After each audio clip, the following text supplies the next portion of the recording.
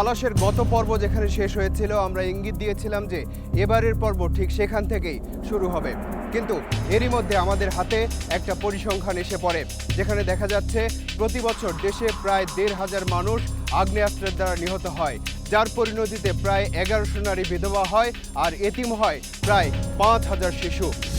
অপরাধীদের ব্যবহৃত এসব আগ্নেয়াস্ত্রের বিষয়টি এড়িয়ে গেলে আমাদের অনুসন্ধান অসম্পূর্ণ থেকে যাবে। তাই এবারের পর্বে শুরু থেকে শেষ পর্যন্ত তালাশ টিম এদেশে অবৈধ আগ্নেয়াস্ত্রের আদ্যপান্ত খুঁজে বেড়াবে।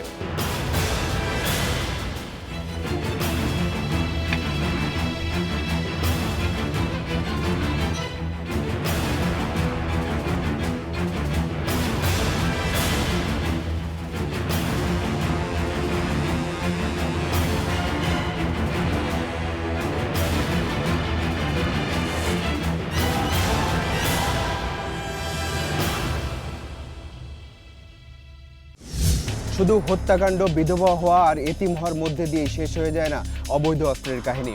দেশে প্রতি বছর যে প্রায় ৭,০০০ ডাকাতির ঘটনা ঘটে তার প্রায় সব কটিতেই আগ্নেয়াস্ত্র ব্যবহার করা হয়। এছাড়া অপহরণ, দখল, চাঁদাবাজি আর ছিনতাইয়ের মতো নিয়মিত অপরাধের ঘটনাতেও আগ্নেয়াস্ত্রের ব্যবহার নিয়মিতই। এক গবেষণায় দেখা যাচ্ছে দেশে প্রতি বছর প্রায় ৮০০ মানুষ আগ্নেয়াস্ত্রের শিকার হয়ে পঙ্গুত্ব বরণ করে। বাংলাদেশের এই অপরাধ জগতে ঠিক কী পরিমাণ অবৈধ দেশি বিদেশি অস্ত্র আছে তার সঠিক পরিসংখ্যান কারো জানা নেই। পুরো ব্যাপারটাই যেহেতু অবৈধ সেহেতু এর সঠিক হিসাব বের করাও হয়তো কখনোই সম্ভব নয়। তবে বেসরকারি গবেষণা সংস্থা বাংলাদেশ ডেভেলপমেন্ট পার্টনারশিপ সেন্টারের ২০০৬ সালের এক গবেষণায় দেখা গেছে যে বাংলাদেশে প্রায় ৪ লাখ ছোট বড় অবৈধ অস্ত্র আছে, যার বাজার মূল্য প্রায় ২৫০০ কোটি টাকা। তারপরের ৫ বছরে হয়তো এ সংখ্যা আরও বেড়েছে। প্রায় ১৫০টি সিন্ডিকেট এসব অবৈধ অস্ত্রের ব্যবসার সাথে জড়িত। তারা প্রতিবেশী দেশ ভারত ও মায়ানমার থেকে ৬০টি সীমান্ত রুট দিয়ে প্রতি বছর প্রায় ৮০ কোটি টাকার অবৈধ অস্ত্র দেশে নিয়ে আসছে। সীমান্ত দিয়ে জার্মানির 9mm, চেক প্রজাতন্ত্রের সিজেড, স্পেনের 7 স্টার, স্মিথ অ্যান্ড ওয়েসন পিস্তল, চীনা পিস্তল, পাকিস্তানের পেশোয়ারি পিস্তল, ভারতের বেলঘরুয়া, ময়ূর, ছক্কার মতো ছোট অস্ত্র আসছে দেশে।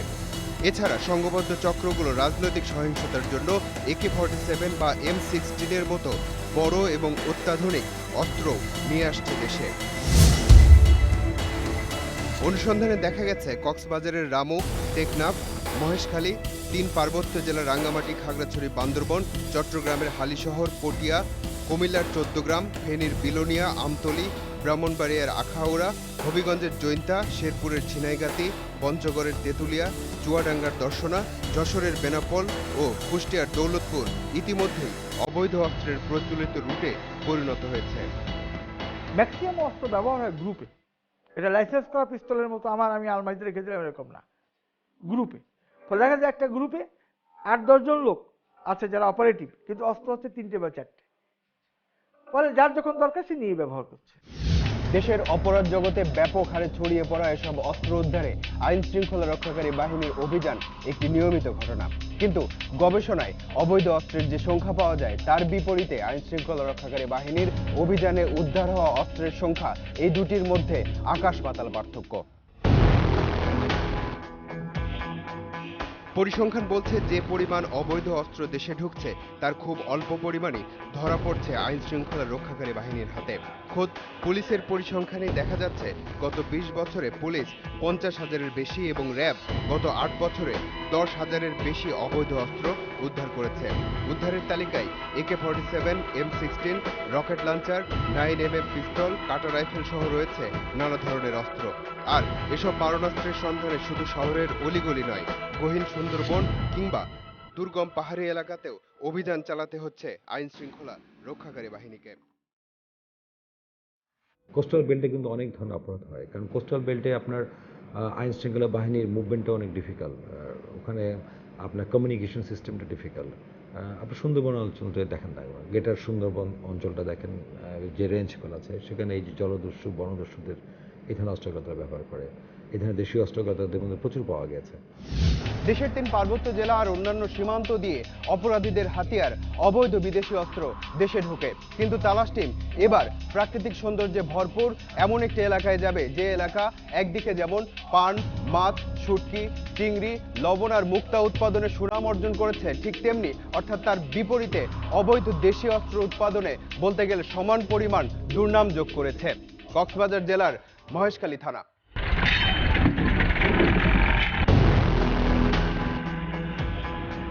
কক্সবাজার শহর থেকে স্পিড বোটে মাত্র 15 মিনিটের দূরত্বে অবস্থিত মহেশখালী দ্বীপ। ইতিহাস বলছে 1559 সালে এক প্রচণ্ড ঘূর্ণিঝড় ও জলোচ্ছ্বাসে মূল ভূখণ্ড কক্সবাজার থেকে বিচ্ছিন্ন হয়ে এই দ্বীপের জন্ম হয়। দ্বীপের পূর্ব প্রান্ত দিয়ে উত্তর দক্ষিণমুখী পাহাড় এবং তার পাদদেশে প্রবাহিত চ্যানেলের অবস্থান দ্বীপটির একসময় মূল ভূখণ্ডের সাথে যুক্ত থাকার যুক্তিকে আরও জোরালো করে। মহেশখালী দেশের এক পর্যটন আকর্ষণও বটে, কিন্তু এই দ্বীপের আকর্ষণীয় পাহাড়ের ভাঁজে ভাঁজে লুকিয়ে আছে ভিন্ন রহস্য। এর সৌন্দর্যের ভাঁজে ভাঁজে লুকিয়ে আছে খুনে অস্ত্র বা মারণাস্ত্রের কারখানা। এসব পাহাড়ের চড়াই উৎরাইয়ের মাঝে দুজন অস্ত্রের কারিগর পুরো পাহাড় জুড়ে কি আছে আর কি হয় তার একটা নমুনা দেখানো মাত্র।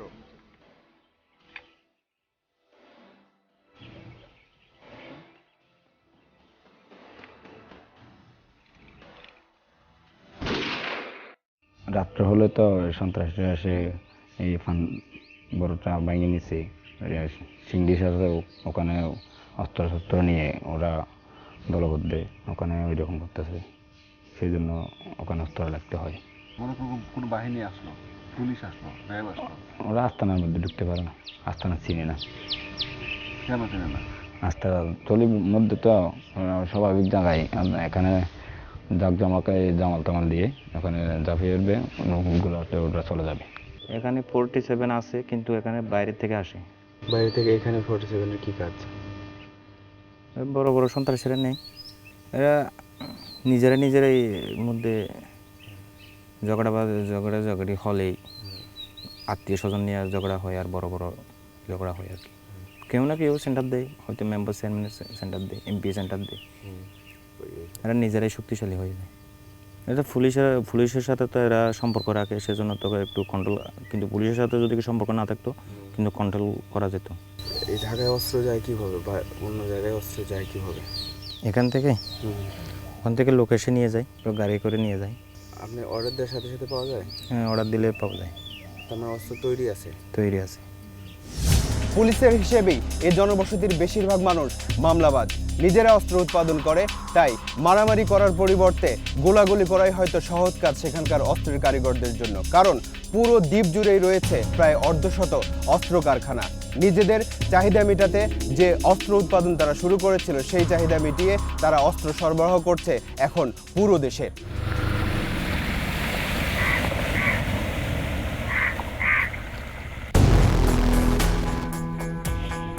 কক্সবাজার থেকে মহেশখালীতে এখন সড়ক পথেও যাওয়া যায়, কিন্তু তাতে সময় লাগে বেশ কয়েক ঘন্টা। সময় যতই লাগুক, তালাশ টিমকে এসব অস্ত্র কারখানার উৎপাদিত অস্ত্র আর প্রক্রিয়া সম্পর্কে আরও বিস্তারিত জানতে হবে। কিন্তু দিনের বেলা এই কাজ করে ওঠা কঠিন।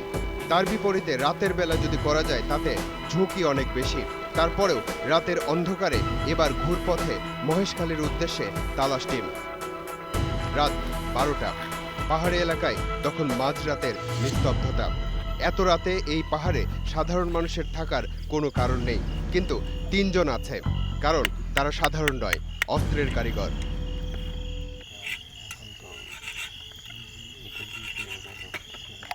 সেখানে ধরেন অনেক লোক এই ধরনের কাজ করে লোক আছে পাহাড়ে, ওখান থেকে আমরা আসা যাওয়া করি, এমনি দেখি, দেখা শিখে গেছি আর।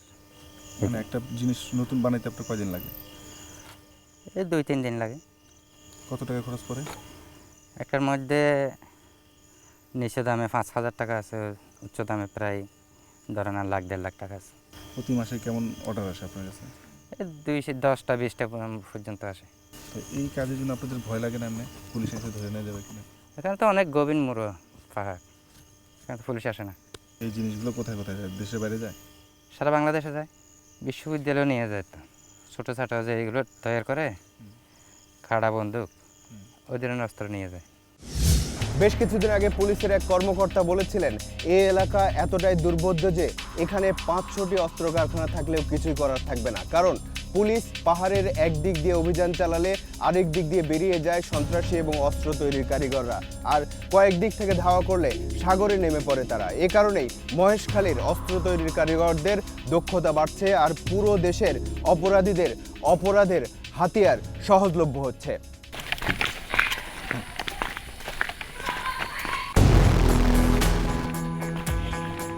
গত জানুয়ারিতে পুলিশের সাব ইন্সপেক্টর পরেশ কুমার এবং মার্চে কালার মাঠছড়া ইউনিয়ন পরিষদ চেয়ারম্যান ওসমান গনি খুন হওয়ার পর আইন শৃঙ্খলা রক্ষাকারী বাহিনীকে ফাঁকি দিতে মহেশখালীর অস্ত্র কারখানাগুলো এখন ঘর থেকে ছড়িয়ে পড়েছে পাহাড়ের ভাঁজে ভাঁজে। মহেশখালীর বেশ কয়েক হাজার মানুষের মূল পেশা হলো এই অস্ত্র বানানো। পুরো মহেশখালী জুড়েই মানুষগুলো আধিপত্য বিস্তারকে কেন্দ্র করে বিভিন্ন অস্ত্রধারী দলে বিভক্ত। এই দলগুলো প্রায়ই লিপ্ত হয় রক্তক্ষয়ী যুদ্ধে।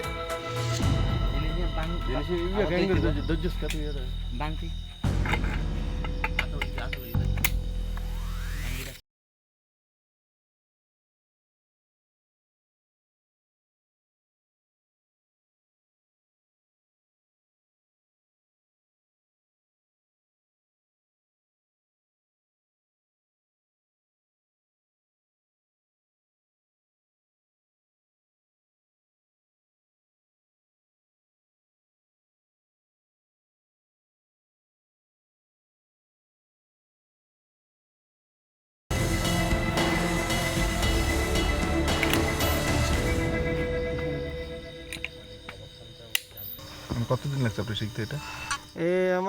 আমার তো লাগছে ধরেন 1.5 মাস খাইতে। আচ্ছা, কেন আপনারা এগুলো বানাইতে আসছেন, মানে কেন, কোন প্রয়োজনে আসছেন? আমি তো ভালো থাকতে চাই, ভালো থাকতে দেন ওরা মারি ফেলাবে বলে, আমার মা বোনকে নির্যাতন করবে বলে। একটা অস্ত্র বানায় 3 হইতে 4 দিন মতো।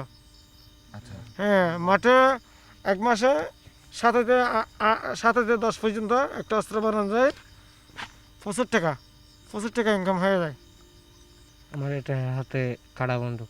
এটা কারা বানাইছে? এটা এখানে বানানো? হ্যাঁ হ্যাঁ এই জায়গাটাতে বানানো? হ্যাঁ, জায়গাতে বানানো। কয়দিন লাগে এটা বানাতে? এই 2 দিন। এটা বানাতে কি কি লাগে? এটা বানাতে স্ক্রু লাগবে, জলে লাগবে, তারপর লোহার পাট্টা লাগবে। খরচ কিরকম এটা বানাতে? এখানে খরচ হয়েছে 1000 টাকা হয়েছে। ওরা বিক্রি করে 10,000 টাকা, 5,000 টাকা। আপনার হাতে এটা কি? এটা হচ্ছে লম্বা বন্দুক। আপনাদের এখানে কয় জাতের যন্ত্র তৈরি হয়? 4-5 জাতের। কিরকম বলেন তো? কাড়া বন্দুক, রাইফেল সিস্টেম, জিফুর, কাড়া জিফুর। এই এলাকায় কারখানা কতগুলো থাকতে পারে? 10-15টা থাকতে পারে। 10-15টা কারখানা। মানুষ কত এটার সাথে জড়িত? 100-200 হবে। এখানে নাকি 47ও পাওয়া যায়? হ্যাঁ, AK-47 বানানো যায়। হ্যাঁ, AK-47 বানানো যায়। কেমনে? কিনি যদি আনে দেয় মালপত্র, আমরা AK-47 বানিয়ে দিতে পারি। আর এগুলি কাজে লাগে না? ভবিষ্যতে এগুলো কাজে লাগে হ্যাঁ, এগুলো মানুষ মারার জন্য। গোলাগুলি করছেন? হ্যাঁ, করতেছি। এ পর্যন্ত কি আপনার হাতে মানুষ মারা গেছে? হ্যাঁ, মারা গেছে। এখানে আপনি রাস্তাগুলো দেখবেন, 2টা প্যারালাল রোড আছে এখানে, এবং 2টা রাস্তারই পাশ ঘেঁষে পাহাড়। হ্যাঁ, ফলে রাতের বেলা এখানে চলাচল করা যে কারোর জন্যই মানে নিরাপদ নয়। এ কারণে যে দুর্গম, পাহাড়ি দুর্গম এলাকা, এবং একইভাবে পুলিশি কার্যক্রম পরিচালনার জন্য এটা কিন্তু মানে ওই রকম সহায়ক নয়। আইন শৃঙ্খলা রক্ষাকারী বাহিনীও তাহলে সেখানে পাহাড় সমুদ্রের রহস্যের কাছে অনেকটাই অসহায়। এ তো গেল দেশি অস্ত্রের অভয়ারণ্যের কথা। আমাদের অনুসন্ধান বলছে শুধু দেশি নয়, বিদেশি অস্ত্রেও সয়লাব দেশের অপরাধ জগৎ। সে পথেও ঢু মেরেছিল তালাশ টিম, কিন্তু তার আগে যথারীতি 4 মিনিটের বিরতি।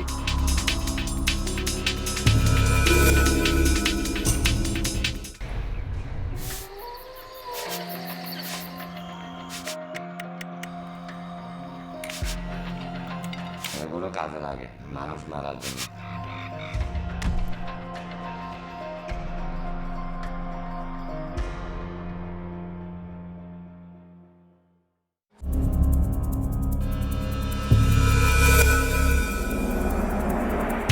দেশি অস্ত্রগুলো যেমন কারখানা থেকে দেশের বিভিন্ন প্রান্তে ছড়িয়ে পড়ে, বিদেশি অস্ত্রগুলো তেমন সীমান্ত পাড়ি দিয়ে বহু হাত বদল হয়ে রাজধানী সহ দেশের বিভিন্ন অংশে ছড়িয়ে পড়ে। সবকিছুই ঘটে আমাদের আশপাশেই, কিন্তু ভিন্ন কৌশলে। তাই আমরা কিছু বুঝে উঠতে পারি না, কিন্তু বুঝলেও যে কিছু করার আছে এমন তো নয়।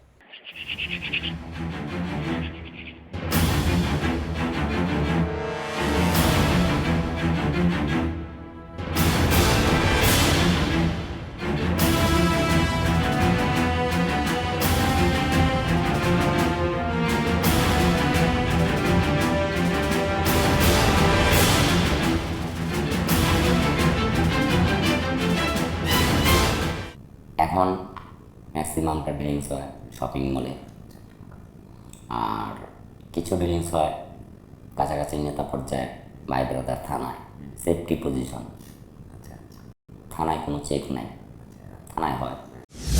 দেশে অস্ত্র তৈরি হচ্ছে, বিদেশ থেকে অত্যাধুনিক মারণাস্ত্র আসছে, মানুষ খুন হচ্ছে, অপরাধ বাড়ছে, আবার ত্রাস সৃষ্টির আরেকটি উপকরণ বোমাও তৈরি হচ্ছে। আর পেশাদার খুনিরা বলছে দেশি অস্ত্রের চেয়ে বিদেশি অস্ত্র ব্যবহার করা নাকি তাদের জন্য সুবিধাজনক।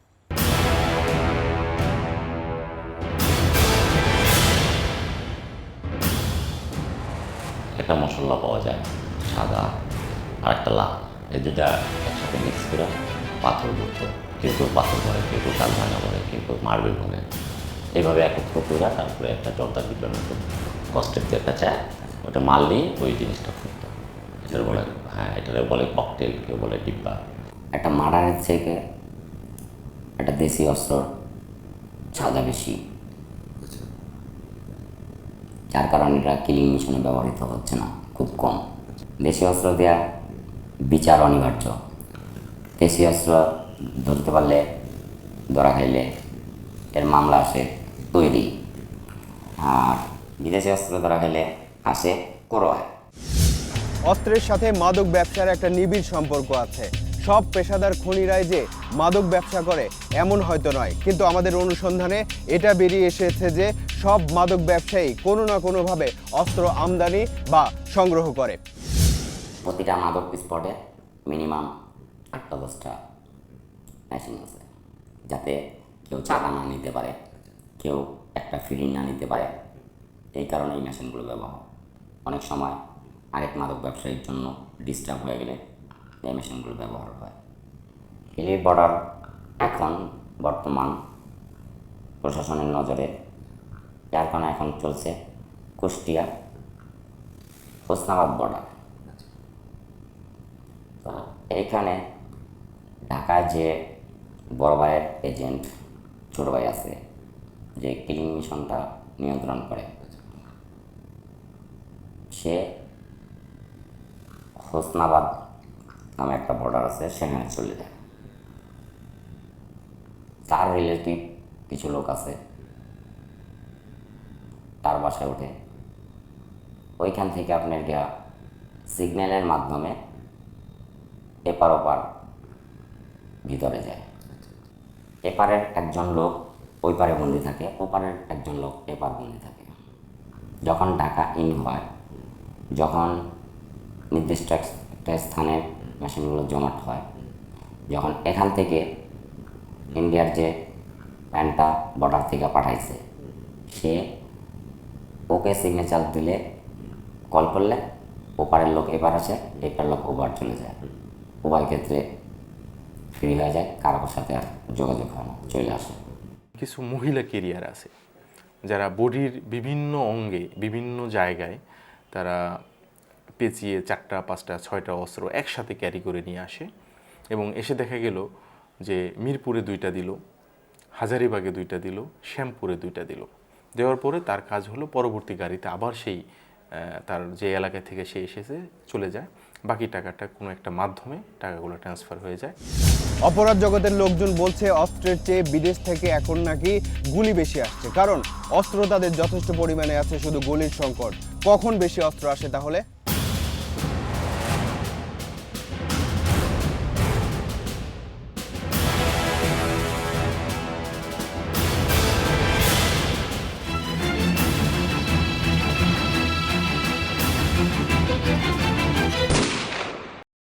সামনে ইলেকশন, সেহেতু অস্ত্র অ্যাভেলেবেল আসতেছে।